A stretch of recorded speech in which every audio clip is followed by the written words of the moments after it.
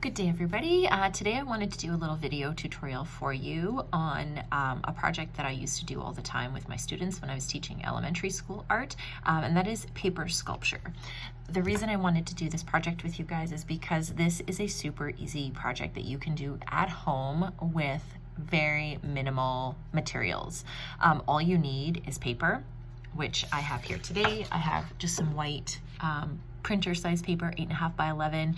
You can use a heavier cardstock if you have it, but if you just have regular computer paper, that works perfect. White is nice. You can leave it white, or you can have the kids color it as they're building. I have cut some of my paper down into some smaller strips, so you will need some scissors. If you have a stapler on hand, a stapler works great for building your paper sculptures, or if you have a hot glue gun, that works awesome too, or masking tape or regular Scotch tape also works really good. So what I'm going to show you guys today is a few different techniques that you can do with paper to create sculptures out of paper.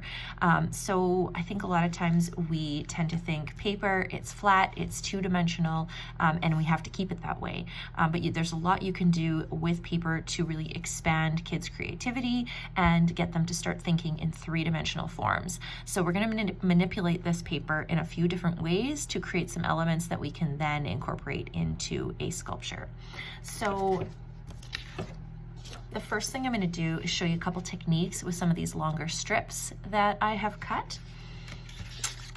Okay, so I'm going to take one of these strips. One of the first techniques I'm going to show you is a scoring and folding technique. So what you're going to do is you're going to take your scissors. You're going to keep the end closed on the scissors, and we are just going to use this little tip here. You can also use a ballpoint pen with the end retracted. You can also use, if you have a paintbrush, you can use the end of the paintbrush, the little handle end. I like the scissors because it has a little bit more of a point on it. So what I'm going to do is take my piece of paper, I'm going to line my scissors up in the center of my paper, and I'm just going to drag down the middle and make a score line. So I've made kind of this little indented line. And then what I'm going to do is I'm going to take my paper and I'm going to fold it along that scored line. And you want to push fairly hard. You don't want to cut right through the paper, but you want to give it enough of a mark that you're going to be able to bend it easily. So now I have taken this flat paper strip and I have created a two-dimensional form out of it, so I can incorporate that into a paper sculpture. You can also create a score line that is wavy. So I'm going to take my scissors, and I'm going to score in a squiggle, and then I'm going to bend all along that fold line, and now I'm getting this really cool three-dimensional squiggle that works great to incorporate into paper sculpture. Okay, so I'm just going to put all my little elements off to the side here. Okay, so that is scoring and folding. The next one I'm going to show you is rolling. So I can take my paper strips and I can start by rolling it. I'm just going to roll it around my finger. Okay, so I'm going to roll it into a nice tight little roll. Okay, and just hold it there for a minute. And then when I let go of it, it's going to keep that form. So this on its own makes a really great little element that you can add in to a paper sculpture, because you've got this great little cylinder now. And this is a nice little element for stacking and building things on top of things. Okay, so I'm going to set that guy off to the side.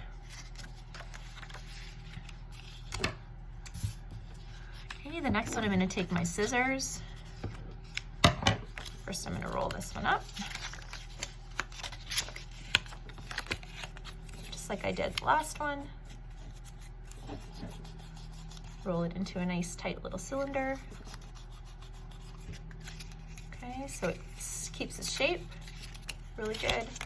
And then I can unroll it a little bit And I can manipulate this piece now into all kinds of interesting little shapes that I can stand up this way in a sculpture or which direction I want. I can start to incorporate pieces together, right? You can see how these might fit together in a sculpture, okay? So that's more of a loose type roll. Okay.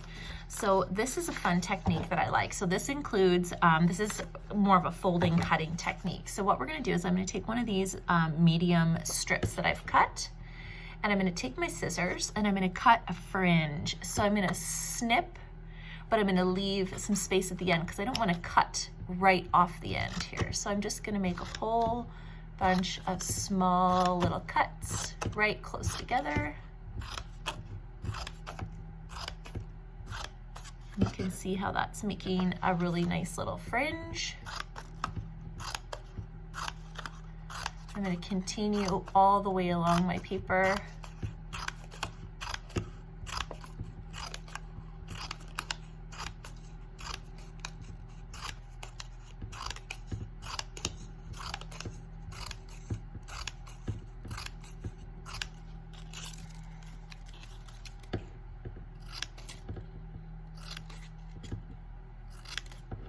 Okay, last cut.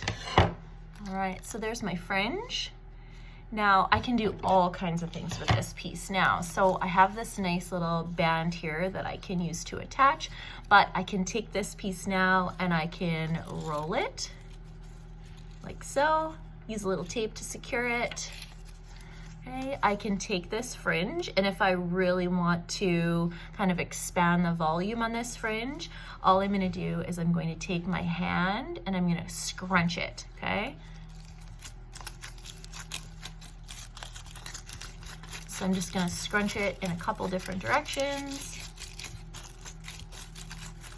And it's gonna bend and crumple up the fringe so that it creates a really cool effect. And then I can go ahead and roll it,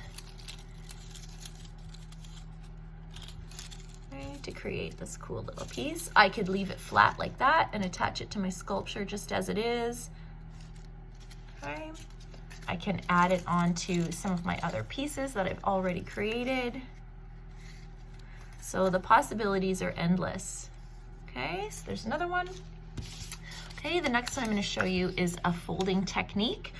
So this one I know we use a lot in elementary school, and you used to be able to make, I think when I was a kid we made these. It was like a little kind of pop-up sort of accordion type thing where you'd attach a little picture on the end of it and it would pop out. So this is the same idea. You're going to make a little accordion. So I'm just going to do forward, backward folds. So I'm going to fold one direction, give it a little crease, and then fold the opposite direction. Okay, so I'm folding forwards, and then I'm folding backwards. And I'm going to continue doing this until I get all the way to the end of my strip. And then I have this great little accordion piece. So that could be incorporated standing up, it could be incorporated laying down, it could be stairs going up to another level of a sculpture. So again, the possibilities are endless. You could roll it around and make some cool little star shapes out of it. Again, just a little piece of tape, attaching it together. Awesome.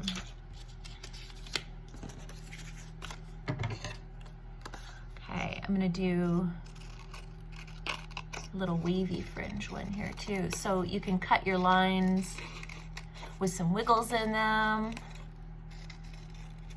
They don't have to necessarily be straight. Okay, and then give it a little fold, little crumple. Okay, just like that. Okay, the other thing that works really cool is you can make little walls. So I'm going to show you how to make a little stand-up wall. So I can take this flat little rectangle piece of paper and maybe I want to incorporate it standing straight up in my sculpture. So what I'm going to do is I'm going to create little tabs at the end. So I'm going to take my scissors and I'm going to cut a little notch about 2 centimeters into the bottom of my paper. Okay, so there's my little notch that I've just cut. So one half of my notch I'm going to fold forward towards me, like so. The other half I'm going to fold backwards away from me, like so. So now I have these two little tabs on the bottom of my piece of paper. So now I can stand that straight up like a wall, and I can attach some tape there on either side to hold that wall in place. So again, taking a flat two-dimensional piece of paper and making it three-dimensional. So I hope you guys enjoyed some of these techniques. You can show your kids how to do this and just give them some paper and some scissors and some tape and let them go to town. It's also really fun to incorporate some color. So maybe they want to decorate this with some patterns and colors. Maybe they want to add in some little pictures, draw some people on there, or whatever they can come up with. I'm also going to include a little slide at the end of this that shows a few of these techniques plus a few more all together in one place, so you can screenshot it and then you'll have it as a reference to use later. So I hope you guys enjoyed this project. Happy creating.